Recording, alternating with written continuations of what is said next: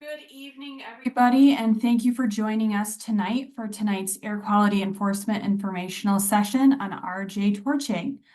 My name is Caitlin DeVries, and I'm from Eagle's Environmental Support Division, and I'll primarily be hanging out in the background tonight, but I wanted to quick cover some housekeeping before we get into tonight's content.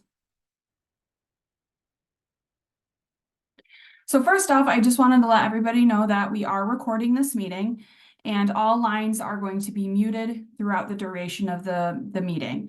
We're recording the meeting and you will be sent out a link to access the recording once it's processed and ready, and that should be in about a day or two, and you'll get an email directly to that link. So those housekeeping items taken care of, I'm going to pass it over to Jennifer Dixon, who's going to be tonight's moderator, and she will run you through the agenda and take it away from whenever you're ready, Jennifer. Thank you, Caitlin. Much appreciated.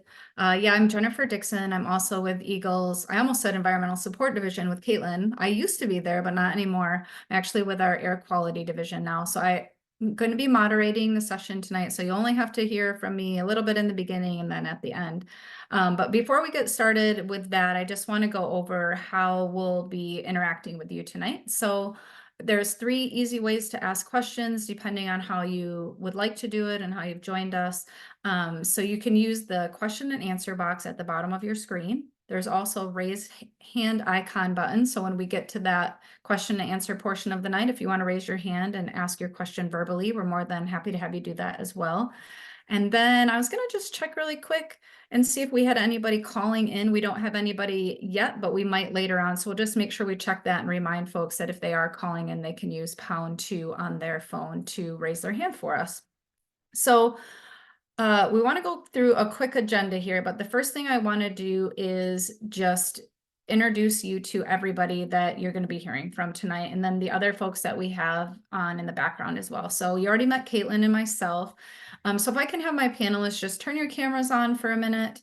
You're going to hear from some people more than others, so we'll just kind of walk through the order that we're going to be hearing from folks. So the first person that you're going to hear from after me today is Steve Ellis, and he's an attorney with the U.S. Department of Justice. We also have Dave Sutlin. He's an engineer with U.S. Environmental Protection Agency. Dan McGean, he works here at Eagle with Caitlin and I, and he is the inspector for this facility that we're here to talk about tonight. We also have Jason Wolf. He's with us here at Eagle as well, and he's the enforcement person on this case. The other folks you'll see is Elizabeth Morso, and she's with our State Attorney General's office.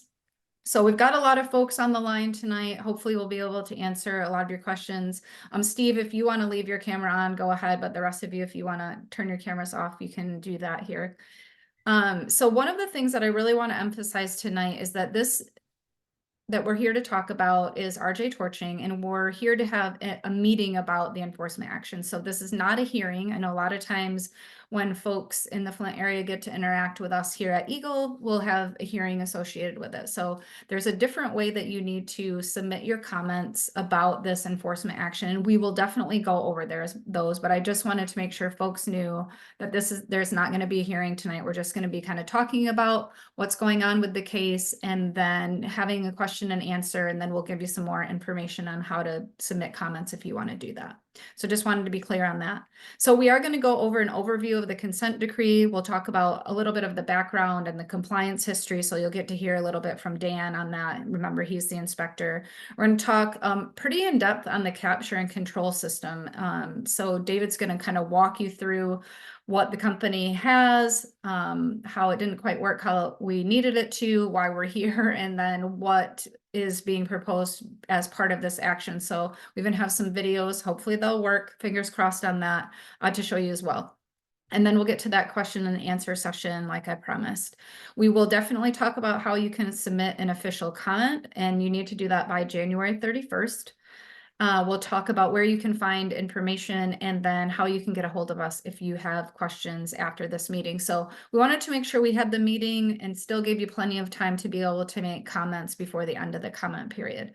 So without further ado, I'm going to go ahead and pass it over to Steve. So Steve, go ahead and take it away whenever you're ready. Thank you. Good evening, everybody. I'm Stephen Ellis. I'm an attorney with the Department of Justice. and I represent the United States on behalf of EPA. In this case, we are enforcing the Clean Air Act requirements against RJ torching. We filed a complaint alleging that RJ has violated the law. This meeting is about our proposed resolution, a settlement between the United States and Eagle on one hand, and RJ on the other. It's called a consent decree. We have lodged the consent decree with the court, meaning that this is a settlement agreed to by the three parties, but subject to public notice and the court's decision to approve or not approve the settlement. We published notice of the settlement on December 8th. There's a public comment period that extends until January 31st. So the public has another 13 days to send us a comment if they would like. Members of the public can comment on the consent decree by email or mail. If public comments are submitted, the agencies will review them carefully. Then we decide, after considering the comments, whether the consent decree is fair, reasonable, and in the public interest. If this is what the agencies decide, then the Department of Justice will ask the court to, quote, enter the consent decree and make it an order of the court. If we determine that it does not meet these requirements, we, the United States, will withdraw our consent and find another way to resolve the matter. So what does the consent decree do? This is a lawsuit. It's a civil matter. It's not a criminal matter. There are no guilty pleas or findings of guilty or not guilty. The consent decree resolves our claims that RJ has violated and continues to violate the law. Our remedies, there's three remedies that we look for in the consent decree. First is injunctive relief. This is a series of requirements designed for RJ to attain compliance with the legal requirements. Second is mitigation. This is to make up for excess pollution emitted by RJ in past years. EPA and Eagle will oversee RJ's compliance with these requirements. The third remedy in the consent decree is the payment of a civil penalty. Importantly, if RJ violates the consent decree, it is subject to paying penalties per violation per day. These are known as stipulated penalties. Also, the consent decree does not restrict other enforcement actions the agencies may take for future violations of the law. I mentioned that I will discuss the remedy of mitigation. We seek enforcement of the Clean Air Act in this case because RJ has released too much particulate matter into the atmosphere. The particulate matter is metallic. RJ cuts large pieces of metal. In this case, we measure particulate matter by determining how opaque or dense the emissions are from torch cutting operations. Michigan law requires that the emissions cannot exceed 20% opacity. The consent decree requires RJ to make up for past emissions that exceed this 20% figure by tightening the opacity requirement. While the consent decree is in effect, RJ's emissions cannot exceed 10% opacity, 1/2 of what the state law requires. On penalty, we hired an experienced financial consultant who has advised us that given RJ's financial condition and the cost of building a new capture and control system, which will be described later in this session, as part of the injunctive relief, a $150,000 penalty would be appropriate. One other matter, RJ currently has one facility for torch cutting, and that's here in Flint. Until 2021, RJ also operated a facility in Battle Creek, Michigan as well, but has since sold that property. The complaint addresses both facilities, but the injunctive relief and mitigation address only the existing Flint facility. Now I give the microphone over to Dan McGee with Eagle, who will discuss the RJ's compliance history. Oh, thank you, Steve. Good evening, everyone. I'm Dan McKean. I'm an air quality inspector with the Michigan Department of Environment, Great Lakes, and Energy in the Lansing District. I'm assigned to many of the companies in Genesee County, including RJ Torching. RJ Torching has a history of non-compliance, especially related to excess smoke and releases of particulates. Over the years, we've written several violation notices, and in 2015, visible emission violations led to an administrative consent order. We started an enforcement action because the company could not meet the required visible emission limit, which led to this proposed consent decree. Next slide, please. Thank you. There were 10 additional violations found since the date of the 2015 administrative consent order. After the finalization of this consent decree, the company will be on a schedule to take actions by required dates with future penalties if those milestones are not met. And now I will hand the mic over to EPA's David Sutton. Thank you, Dan. My name is Dave Sutton, and I am an engineer with the U.S. Environmental Protection Agency, Region 5, Air Enforcement Branch. And as Jen mentioned, I'm going to focus mostly on the new pollution control system that the consent decree will require. But first, I want to just summarize the important items that are in the consent decree overall. So, they'll have to install the controls, but there'll be a little bit of time before that happens. So we require interim compliance measures that will ensure that emissions are minimized until the new controls are operational. And these are such things as requiring torch cutting within an existing enclosure, limiting torch cutting in the enclosure to no more than 2 torch cutters at a time, among other requirements. And then, of course, the CD requires the actual installation of the new control system within 7 months of the signing of the consent decree. And once that's installed, then RJ will need to test the system to show that it can meet the strict 10% opacity limit.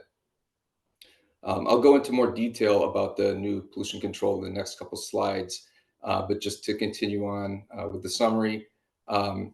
So to demonstrate the continual compliance with the 10% opacity limit, as soon as it's tested, RJ will have to start doing visible emission monitoring, specifically opacity monitoring. So what does that mean? So opacity is a measure of the amount that the pollution or the smoke blocks out the background, like the blue sky or a line of trees behind it. So you have a certified observer who's making these observations. So for example, if they read a 10% opacity limit, a 10% opacity reading, that means that 10% of the background is blocked out by the pollution.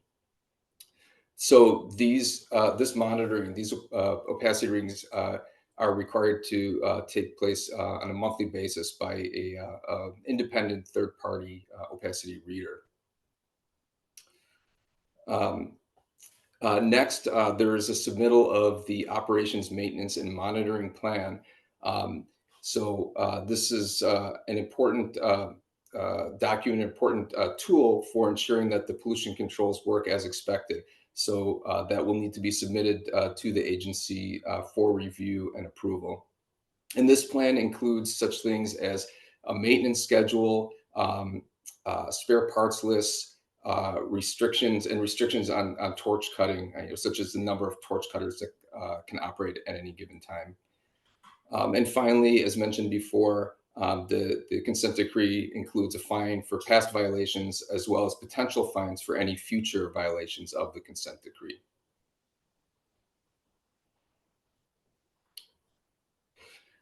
So now I'm going to talk about the pollution control system that will be required to be installed. And first is need to talk about an enclosure. So, excuse me. So to explain this, I need to explain what existed before. So RJ Torching was using an in-house pollution control device, and one of the problems with it was that it did not include an enclosure. So torch cutting would be performed next to this device, and it was intended to pull in the smoke, but without the enclosure, a lot of the smoke escaped the control device. So we knew that RJ would need to build an enclosure, but the nature of torch cutting requires a unique design. So in this slide, you see it, that's a picture of the actual new enclosure at the facility. And you see in the background is a crane. So it's a rather large crane, and it's moving large pieces of scrap. It can't fit inside the enclosure. So the enclosure actually moves back and forth on train tracks. So the enclosure will move back, then the crane will lower a large piece of scrap into place, and then the enclosure will move back over and on top of the scrap so that torch cutting can begin inside the enclosure. RJ installed this. They connected it to those units. They're called Sparks units. And so they integrated it with those pollution control units. And so it's a rather large enclosure, 60 by 40 feet and 17.5 feet tall. And then you see with the arrows pointing that this is what is considered a three-sided enclosure. You're seeing the front of the enclosure, and you see that there's just rubber flaps that don't extend all the way to the bottom. So there has to be a partial opening for ventilation and safety, and to allow fresh air and light into the enclosure. So after this enclosure was installed, there were still major challenges that remained. So EPA and Eagle, we did a site visit. We went out and determined that this system with the enclosure and the existing control units was not adequately controlling emissions. So there were two basic problems. The first, the Sparks units were not pulling all the smoke from the enclosure. So smoke was leaking out of the front side of the enclosure, as you see in the first video. We'll give it a try and see if it works. That's working for me. So you can see that's the front of the enclosure, and you can see emissions are leaking out from there. And the other major issue was that much of the smoke that was actually pulled into the Sparks unit were escaping out of the vents of the Spark unit, indicating that the sparks were not filtering out the pollutions adequately. So you'll see in the second video we'll play, you can see the ductwork, so those emissions routing from the enclosure into the Sparks unit, but then you can see the emissions actually escaping the control device, indicating that it was not filtering out all the pollution. So during a second site visit, EPA took opacity readings that confirmed that indeed with this system, the RJ was still exceeding the emissions limit due to these issues. Also during this second visit, we brought with us an independent expert that conducted an engineering assessment of the torch cutting emissions. So that engineering assessment led to recommendations for the design of a properly designed pollution control system. So the expert determined that actually the enclosure itself was generally okay, but the problem was that the two Sparks units needed to be replaced by what's commonly referred to as a bag house that's designed and manufactured by a company that specializes in these types of controls and has been doing it for years. So the new bag house would need much greater capacity to handle pollution than the combined two Sparks units. And the bag house needed much better filtration to block small particles from getting into the air. So what is a bag house? Bag house is essentially just a giant vacuum cleaner. It has a large fan that pulls in the pollution and bags to collect the pollution, allowing only clean air out into the atmosphere. So the new bag house, you see it, yeah, in the picture on the right, what it looks like. It will be larger than the two combined existing units, and it's a cartridge style filter, meaning that it uses cartridges instead of bags, but it performs the same function. So these are similar to a home furnace. Filters. The filter cartridges are inserted into the bag house, and periodically they need to be replaced. Unlike a home furnace, this bag house has not one, but 160 will have 160 high efficiency filters in the picture. Each of those circles that you see represents a compartment where a filter is inserted inside. Each of those filters will have a high MERV rating of 15. You might be familiar with MERV ratings that are advertised for your home furnace filters, so that's a pretty high rating. The bag house will attach to and actually move with the enclosure. That's what you see in the other diagram in the bottom left of the slide. And you can see there's 5 duct openings instead of the 2 that exist today. So that makes it easier to route emissions from the enclosure into the bag house.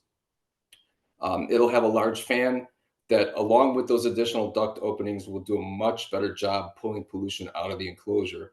Overall, the capacity will be 400% greater than today as far as airflow capacity. And what that means is that the vast majority of pollution will be captured to the bag house and should not leak out of the enclosure or the bag house itself.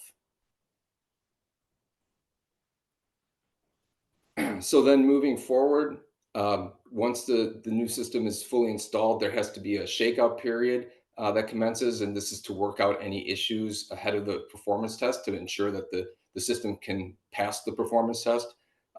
But during this time, RJ must still minimize emissions, monitor emissions closely, and take corrective actions as needed.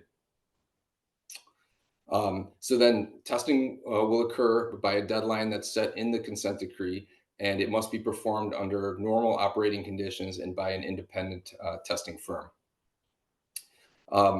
Then shortly after the performance test, RJ must submit the operations, maintenance, and monitoring plan for our approval. And as previously discussed, this plan is to help ensure that the pollution controls function as expected.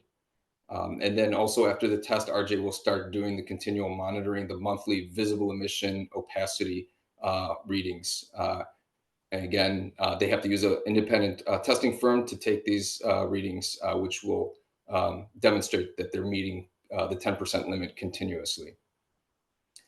And throughout the time that the consent decree is effective, RJ must report certain things. The reports will include the status and progress of installing the new controls, the results of the emissions test and the monthly opacity readings. And they'll also include parametric monitoring data, and that's data that tells us whether the bag house is functioning properly or not. And finally, EGLE and EPA will continue our normal compliance monitoring duties, such as conducting routine inspections to ensure that the facility is complying with all applicable air pollution regulations.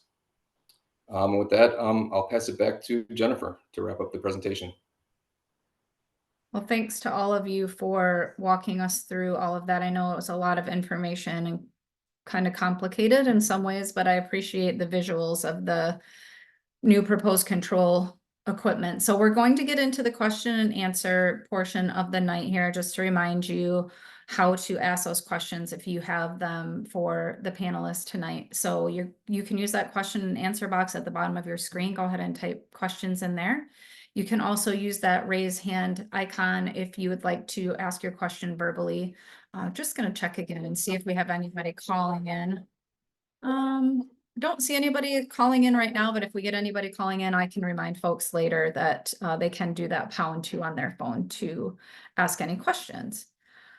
All right, so if I can have my panelists go ahead and just turn their cameras on, that'll make it a little bit easier if we get questions and we have to go to certain people to answer those. All right, just giving everybody a couple minutes here. I know sometimes my fingers certainly aren't fast. I was trying to text earlier and I was thinking to myself, why am I doing this? It's not working. I don't know how to spell today. So I was having one of those moments. All right. I know this has kind of been a long time coming. We were talking as a group as we were getting ready for this meeting tonight, that how excited we were to finally be able to bring this in front of the community to talk about it, let folks know where the process was, because I know it has seemed like it's definitely been years, and sometimes enforcement cases take a long time like this. It's never usually something that is going to take a couple months. Sometimes we would like it to, but in this case, I think it was better to have this engineering study done, go through everything, try to make sure that any new equipment that's going to be installed at the facility is actually going to do what we want it to, which is stop particulate pollution from getting off site and get it to be collected. So I'm gonna give everybody just a couple minutes here. I just don't see any questions yet or see any hands raised. So don't want to rush anybody and force anybody to ask questions. All right, John, I figured if I waited long enough, you'd raise your hand. So appreciate you doing that and being the first one. Hold on one second. And if you don't mind just introducing yourself, you don't have to, but if you don't mind, go ahead and do that and then ask your question. Sure, thank you. I hope you can hear me okay. You're a little quiet, but we can hear you pretty good. Just 1 second. Now I can't hear you at all. So I could hear you a little bit. I can tell you're unmuted, so.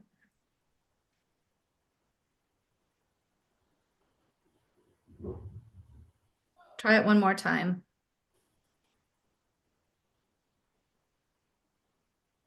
Sorry, my apologies. No, you're fine.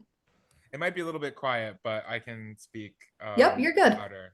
We can hear you. So yeah, I wonder if you could discuss more the mitigation measures that the consent decree requires and how they address RJ's past violations. So you're talking specifically about some of the interim measures that they have to take, or just overall all of the things that were kind of included in that with the penalty, the new control equipment, the preventative maintenance plan and all of that? Or are you thinking of the stuff that Steve was talking about in the beginning? Yeah, the stuff that Steve referenced at the beginning, just Sure. about like, yeah, he talked specifically about mitigation. I was just wondering what he was talking about. Yeah, no, that's great. Sure. Steve, do you mind talking about that a little bit more? No, I don't mind at all, John. It's a good question. Mitigation projects are projects that are not required by law, but are intrinsically related to the harm and the issues in alleged in the complaint, and designed to help make up for some of the harms that might have happened to the community because of the excess emissions that have already been emitted. And we felt that, since particulate matter in this under these rules are measured by opacity, and opacity is hard to quantify in terms of the amount of pounds or tons of excess emissions that go into the atmosphere. So what we felt would be the best way to handle this is by putting a upper limit on how much particulate matter the facility can release into the atmosphere by making the emission standard twice as strict. Instead of the state law, which requires that emissions cannot exceed 20%, under the consent decree, emissions cannot exceed 10%. Did that go somewhere to help answer your question? Yeah, John, feel free to follow up on that if you want. Yeah, you should be, okay, here you go. Sorry. I don't know why it muted you. You should be good now. Go ahead and unmute yourself. Thanks. Yeah. Thank Oh, you. your sound so much better too. Yeah, sorry, Just so you know. I moved to a Okay. different computer, but yeah, no, thank you. That is helpful. I don't think I have another question, but No, that's all thank you right. for answering.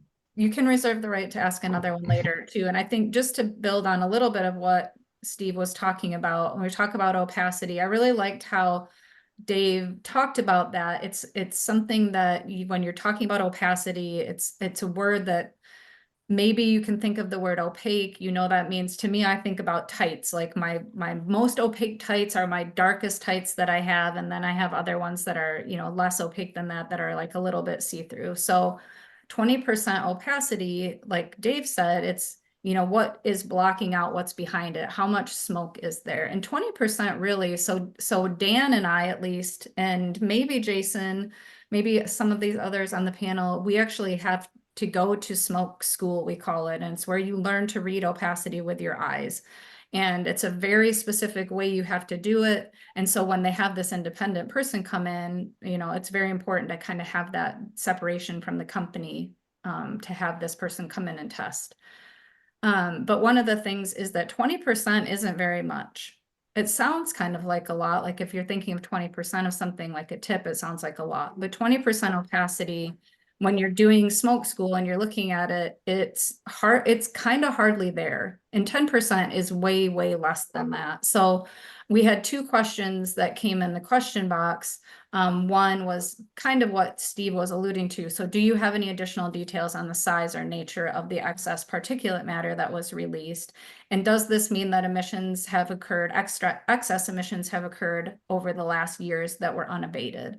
So that is kind of what it's referring to. And we don't have like a good way to necessarily measure that except to do those opacity readings. And when the opacity is over 20%, the assumption is that the emissions are over what they're supposed to be.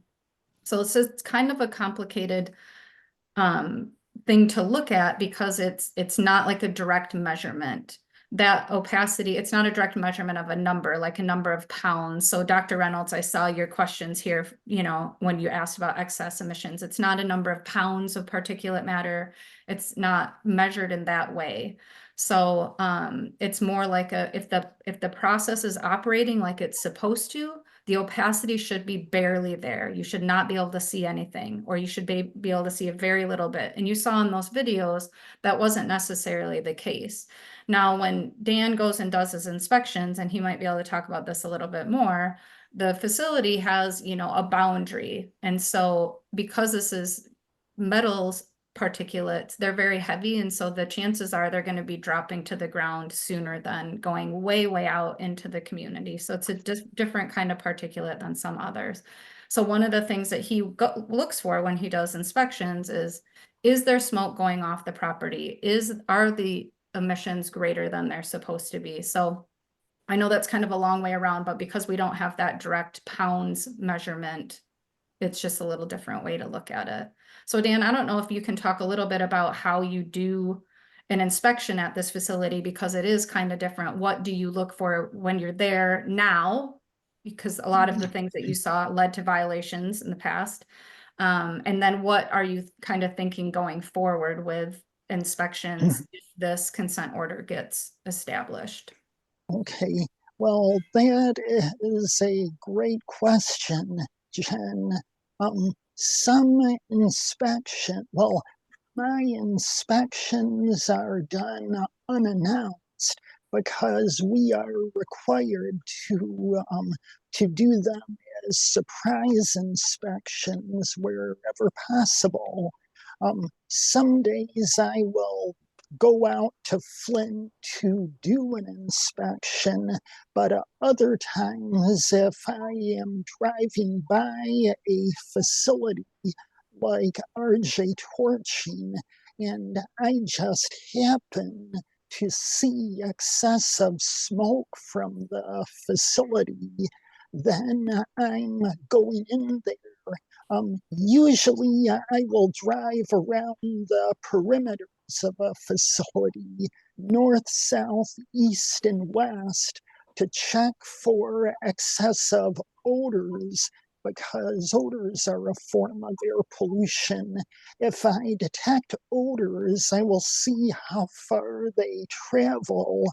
Then I enter the facility. I announce my presence and I have an upfront meeting with the facility management to let them know the reason for the inspection and what the goals and objectives of the inspection are. Then we would walk through the facility.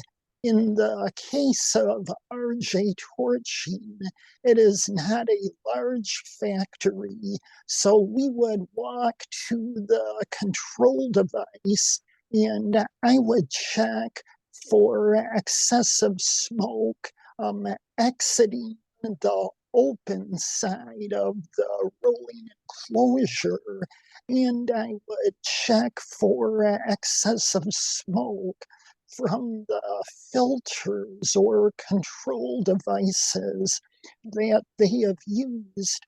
If I believe that the smoke is at levels that may exceed the state allowed visible emission limit for opacity, then I will try to do a 6-minute reading with readings once every 15 seconds of what my eyes tell me the opacity is. And then I average those readings and I determine if the facility has violated the state rule for excessive emissions. I also seek to determine if they have installed, maintained, or operated their control device properly, because one of our rules requires that an air cleaning device must be installed, maintained, and operated properly. At the end of the inspection, I will let the facility know what my findings were. When I return to the office, I document the inspection in an inspection report. And if there are violations, a violation notice is sent to the company, giving them a 2 or 3 week period with which to respond with a written plan that will bring them back into compliance. So that's kind of where we ended up with all of this, is because you did inspections. There was quite a few violation notices, and sometimes when that happens, we escalate. We call it escalating enforcement. So we kind of take it to the next level. So I appreciate you walking us through that, Dan. That was very thorough. And maybe while you were listening, you heard Dan talk about the 6-minute average. That is a very prescribed way that we measure opacity. You do it every 15 seconds and you write down, and there's averaging. So we can talk more about that later if people are interested. But I did have some other questions. I have somebody who has their hand raised. So Mr. Zarfeld, hold on 1 second. You should be able to ask your question and unmute yourself and ask your question. And if you want to introduce yourself, that's great. It's totally up to you. Okay. My name is Ted Zorfeld. I'm the board chair at St. Francis Parish Center. And we're right next to the industrial park. And my concern is that the community has suffered from the pollution and the violations over a period of time. And I think they should receive some type of community benefit from the fine that has been levied. I mean, we serve emergency food to people, and we serve over 5,000 people a year. Many of them from across the street from the public housing. So these people are continually exposed to the air and the air pollution. And I think that it would be right for some type of community benefit to be carved out from part of this fine. And I'd like to hear some response to that. Yeah, I appreciate you bringing that up. We actually had two questions in the question box that were along those same lines. So the questions were, did you consider creating a supplemental environmental project as part of the consent decree? It could be an important part of the mitigation, was the comment related to that. And then again, does the consent decree have a supplemental environmental project? So I'm going to pass it over to Jason Wolf. He's here at Eagle. So supplemental environmental projects are a tool that we have in enforcement in some cases. And Jason, if you can just talk about like when that comes into play, why there isn't one associated with this one, if you can add any insight into that. The state is, and just kind of how the state and the feds kind of work differently when it comes to supplemental environmental projects. I think that could be helpful just for folks to understand as well. It's a very great point that you bring up, Mr. Zarfeld. Thank you for doing that. Yeah, so a supplemental environmental project is a voluntary project, meaning the company has to agree and want to do a project.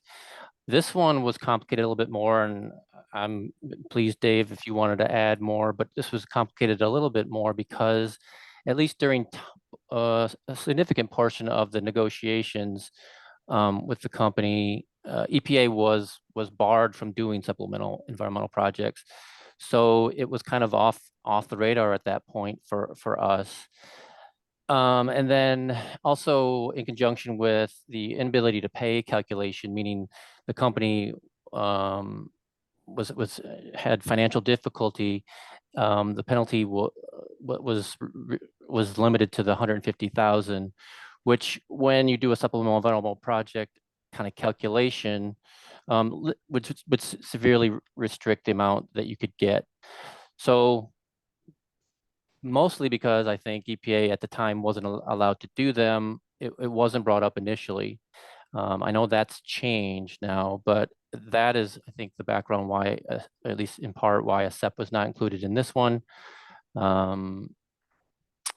Dave, I don't know if you have any other kind of comments or recollection along those lines. I don't, Jason, and I think I would have answered the exact same way. It's just during the course of the negotiation of this settlement, we just simply couldn't do, we weren't allowed to do SEPs. Right. Yeah, it's one of those things that is a little bit tricky because our enforcement staff, at least here at Eagle, I can only speak for our Eagle enforcement staff. We always encourage companies that are in this situation to consider doing a supplemental environmental project. It is the way that money goes back to the community. So there was another question that came in and it says, could you talk a little bit about how the money is going to be used? And like, how will EPA and Eagle use the fine? Does it get reinvested in the department as a whole, or will it go to the area where the fine has occurred? So those supplemental environmental projects are the best way for a company to put money back into the community by doing a project that is beneficial, environmentally beneficial to the community. They have to meet a certain, what we call a nexus, which basically means it has to be something that is related to what the violations were. So in this case, like Jason said, complicated because EPA wasn't allowed to do SEPs for a while, just something in their policy that they weren't. But I think it'd be really nice, Jason, if you could talk a little bit about, and maybe, you know, Dave too, about what happens with the fine. The So in this case, $150,000 fine, like what yeah. happens with it? So in this case, it's split 50-50. So 75,000 will be coming to the state, and whatever penalties we collect are funneled toward the general fund for the state. They don't come directly to the department, but it's funneled to the general fund for the state of Michigan. And same for at the federal level. The $75,000 that goes to the U.S. Goes to the Treasury, the General Treasury. And Steve, I don't know if you have anything else to add on that. No, I think you answered the questions. Yeah, it doesn't necessarily come back to Eagle, doesn't necessarily come back to the Air Quality Division or, the air divisions in US EPA. It just goes in that kind of bucket, which is why we always try to encourage companies to do supplemental environmental projects. This is a really good question, and I'm not sure who should answer it, but I'm going to put it to you first, Steve, just in case you know the answer. And if you don't, we can give it over to Dave. So the question was, the Flint community is really interested in reviewing and providing feedback on the operations monitoring and maintenance plan. Does that become publicly available? Is that something that can be commented on? That is a very good question.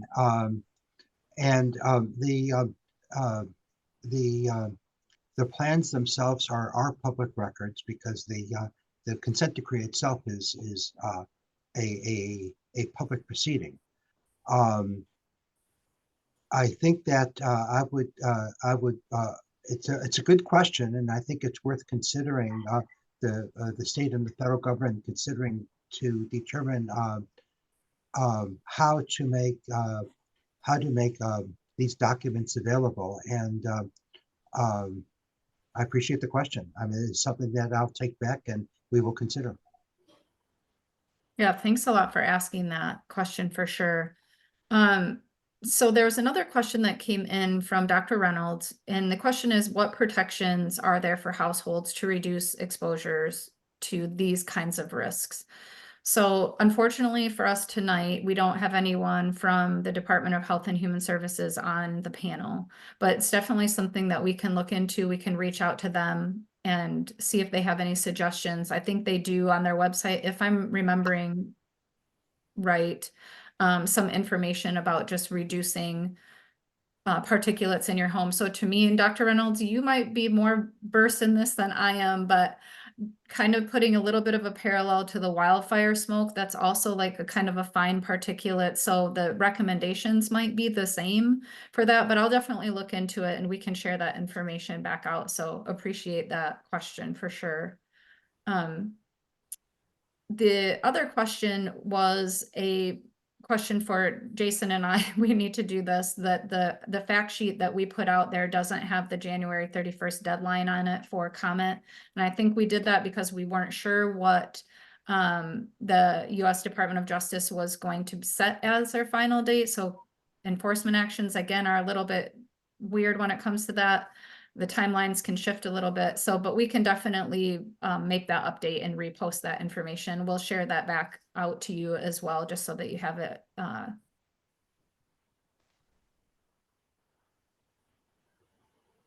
So let me know if you guys have any other questions. We'll give you a couple minutes here, and just in case there is any other ones. Yeah, this is a great suggestion. If money does ever become available, it wouldn't be necessarily through this enforcement action, but future actions. It's a great idea to have air purifiers for households in Flint. So that's a great suggestion. Thank you for bringing that up. Mr. Zarfeld, hold on one second. Yeah, go ahead and ask your question whenever you're ready. Going back to the community benefits, my understanding is at the beginning of your negotiations, you were not allowed to do, what is it, a SEP or consider community Yep. benefits. Correct. But now the rules have changed. So the community is kind of being punished because of the timing of this whole thing. Can you go back now at this time with the new rules and negotiate some type of benefits for the community? It just seems, I don't think the community could suffer because of the timing is how this thing went. And if it takes, and this is kind of what has been the concern in the community's mind. It doesn't seem like Eagle takes that extra effort with the needs of the community in mind. In other words, now if there's an opportunity and you would have to push the limits a little bit and fight for the community, are you willing to do that? It seems like in the past that hasn't been the case. So I guess I throw out the challenge that if the rule is in place now, go out there and negotiate some benefits for the community. Yeah, thanks for bringing that up, Mr. Zarfeld. I appreciate that. And I think I'll let Steve kind of chime in on this, but I feel like that would be an appropriate comment to make during the comment period, is asking for something like that. And correct me if I'm wrong. I think this is a little bit more in your wheelhouse than mine. Sure. I think the question was directed to some extent at Eagle as well, but at least as far as the federal government is concerned, we have a consent decree, and so the deal has been struck. Of course, we need to determine after reviewing any public comments whether, in light of the comments, the consent decree is fair and reasonable and in the public interest. But let me just mention that we do have a powerful mitigation provision in this consent decree where we cut in half the allowable rate of emissions that RJ is allowed to emit during the life of the consent decree. And I believe that the period of time that the consent decree is in operation is I believe, and correct me if I'm wrong, but it's 5 years after the performance test is successful and the OM&M plan is approved. So that 10% mitigation measure is going to be there for quite some time, and we feel that that will result in substantial benefit to the community. If Dave or anybody from Michigan would like to add to this, they're welcome to do so.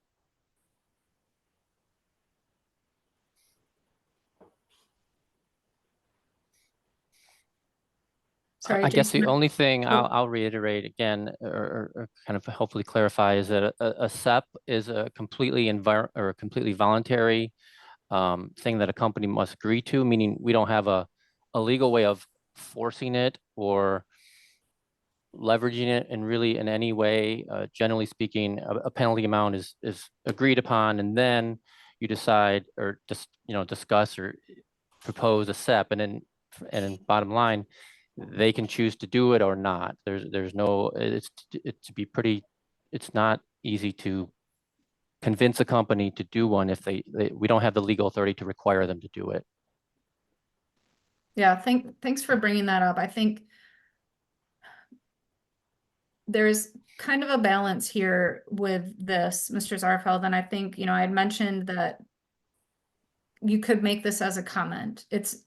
We'll take comments on anything. Now, whether, as you know, they'll make a difference in what the final action is or not, it kind of, time will tell.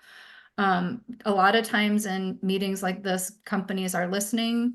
Sometimes they make different choices based on what they hear at meetings. I think it's very appropriate to voice the fact that you would like to have some kind of community benefits. It's very appropriate to put that in as a comment.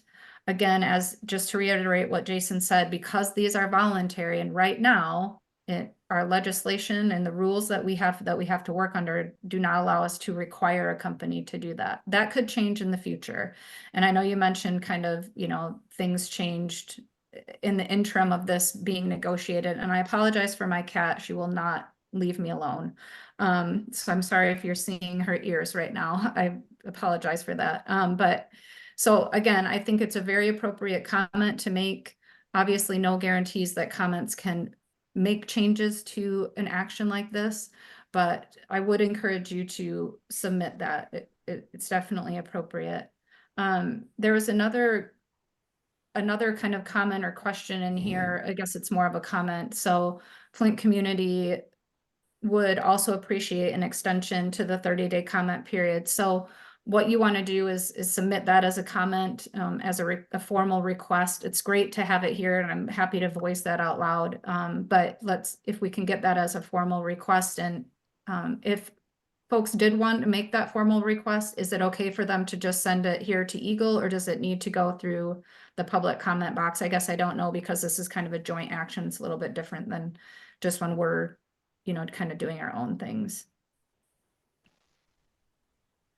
At least as far as the Department of Justice is concerned, there's a mail address and an email address where we receive public comments officially. Yep. If I could just add to that, the public comment period has actually begun on December 8th. Typically, our public comment periods extend for 30 days. And in this case, it's extended for over 50, so that there would be enough time after this public meeting to be able to have people provide us with comments. So it's extended all the way to January 31st. So is it not something that you would consider then, Steve? I just want to be clear for folks that are listening in. Is it not something that would be considered by Department of Justice? We would consider all public comments very carefully. Okay, perfect. Yeah, and so we'll go over that email and the mailing address so that that can be submitted through those channels. But thanks for bringing that up. We definitely appreciate that. And like I said, I'm happy to voice that comment for folks too. And I want to thank you for publishing the place where people can send their comments. Yep. It's in the chat box now. Yep. Thank you so much for doing that, Caitlin. Appreciate it. All right. We'll give you guys just another minute or so to ask any questions. If anybody else wants to raise their hand, really appreciate this conversation tonight.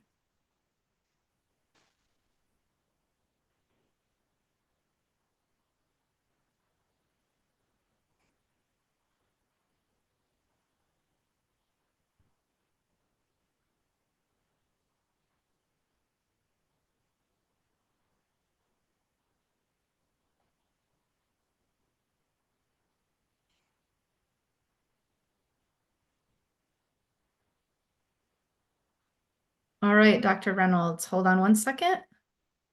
All right, sir, you should be able to unmute yourself and go ahead and ask your question. And if you don't mind introducing yourself, that'd be appreciated too.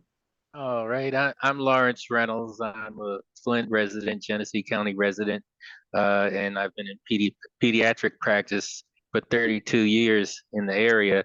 But I was also part of the previous administration's environmental justice work group. And one of the most frustrating things for someone from a health background is the disconnect between the actions of the environmental engineering end and the environmental health agency, which is also a state agency. So when there's a health risk, we don't have the coordination to really address these things. And I can share past history, with chemical dumping, and there used to be a lead smelter in Northeast Detroit where they were shut down, but residents of that immediate neighborhood had been exposed. So when will there ever be a time when the engineering end will be able to talk to the health end to make recommendations for the population and providers?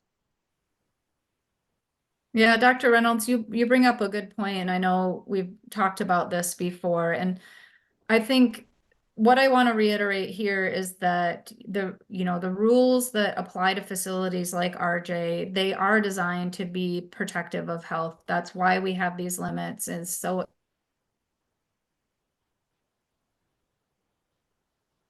we have a reasonable expectation that people are not being impacted in a negative way and their health is protected. That's why we have the rules and regulations in the first place. So when it comes to companies who aren't following the rules, we have to take the steps we can as fast as we possibly can to get them to get back into compliance with those rules. So we aren't having concerns that people are being impacted in a negative way and that their risk for health issues is elevated.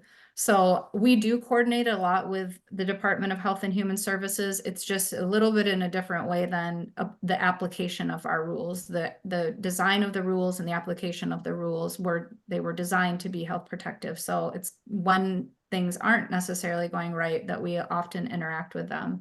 So you bring up a good point as usual. I highly respect your thoughts on this too.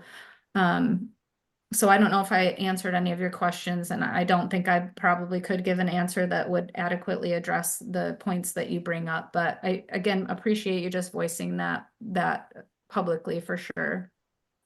But let me know if you have a follow-up. Well, thank you for trying. And this has been the question for the last, I'd say, 15, 20 years for environmental justice communities. Yep. We can monitor the air, but then how are we going to monitor the health of people and have those services provided? And I realize your position. Nope, I appreciate you just in general. So thank you for bringing that up. Okay, so this is a great question too.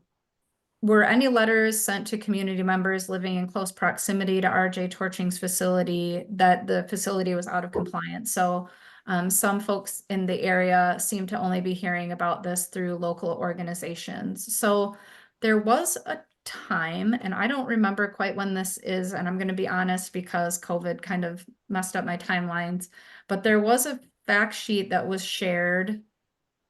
Dave, do you remember when that was?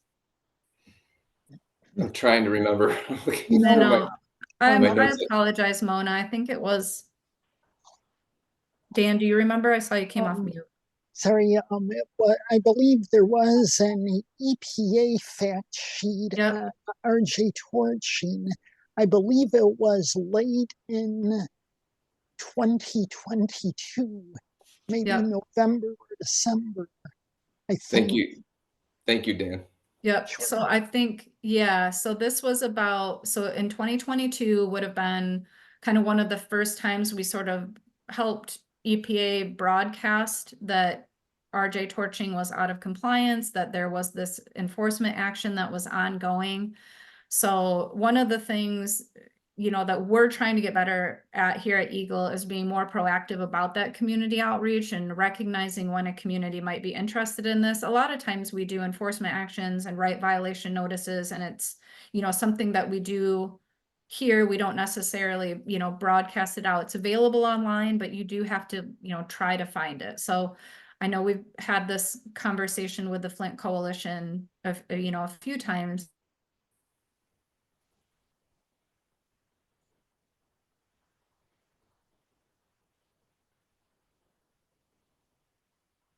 That last end of 2022 would have been the first time we really did that about this facility, and it would have went out to the list of interested parties that were kind of created around the Ajax facility. So some people should have gotten that. So again, not perfect, not one of those things where we do door to door anything. Mona, I know you're going, Jennifer, why don't you go door to door here? You could. So we have been kind of trying to create some better avenues to get the word out on that. And then with this recent fact sheet as well, we did, you know, through our subscription service, we sent it out to those interested parties again. And, you know, I'm going to be honest, in a lot of communities, we do rely on local organizations to help us spread the word because we can't do kind of that door-to-door type of thing. Recently, with one of the other facilities here in the Flint area that's coming up, Universal Coatings, we have an in-person meeting coming up for that one. I know this isn't related to RJ, but did talk to the apartment complex that Mr. Zarfeld talked about a little bit earlier, and they did say that they would be willing to put flyers out for us in their community room and stuff like that. So trying to kind of find these avenues. If there's other ways that we should be getting the word out to this community about the facilities in this area when we have stuff going on, I'm happy to take that information and use it to the best of our ability. So I appreciate you bringing that up. I know it's definitely a hole in kind of how we're communicating about things. We definitely rely on people to sign up to learn about stuff and not necessarily just pushing information out there. Let me know if you have a follow-up about that though, Mona. So appreciate you bringing that to our attention as well. All right, just give you guys a couple more minutes here to get any questions. It's just 5 minutes after 7, so we definitely have a little bit more time if we need it. But while you're thinking about it, I will kind of do a little bit of a plug for the Universal Codings meeting that's coming up. It's on February 8th. It'll be in person at the library, at the Gloria. Oh shoot, I just lost it. The Flint Library there. Gloria lost her name. Apologies. Gloria Coles Library. Thank you, Gloria Coles. Thank you, Caitlin. You always come to the rescue for me. I appreciate it.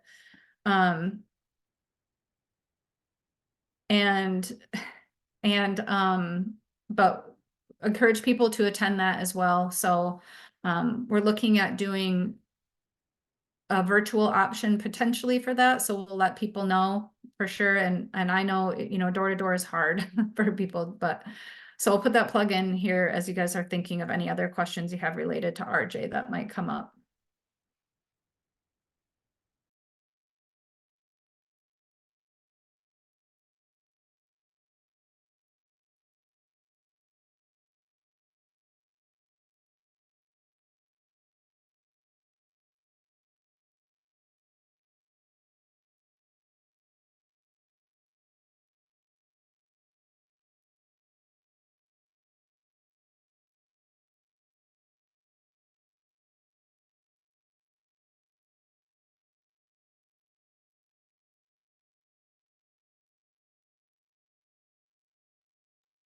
All right, well, while you guys are thinking and we can kind of come back, we'll go through a couple of these other things that we wanted to cover. I know Caitlin did a nice job of sharing the information on how you can make a comment related to this RJ torching action. So there's a very specific address that you can mail something to. I think they'll take their comments anyway on pieces of paper or typed out or whatever works best for you. So you can definitely send that email. We'll send that fact sheet out again to everybody who was on the line tonight that's gave us an appropriate email. We'll send that out again so you have this information in front of you in writing. And then you can also email those comments. Sometimes that's easier for people, sometimes not. So, and then that should say not submit comments by November 29. I'm not sure why it says that. It should be January 31st on there for sure. So sorry about that. So where can you find other information? You can find it through that fact sheet. It will lead you to the Department of Justice's website, but you can also find the information linked through our Eagle website. The easiest way to get to that is just michigan.gov and it's /Eagle Air Public Comment, and Eagle Air Public Comment is all one word. Remember, Eagle is EGLE, there's no A in there. And then you're just going to want to choose open for comment and you'll see the enforcement stuff kind of on the bottom there. And then what you would be able to find there is the fact sheet that we've been talking about. So if you're going, what fact sheet are you talking about, Jennifer? That is the fact sheet. It just kind of lays out a little bit more information in a kind of high level way about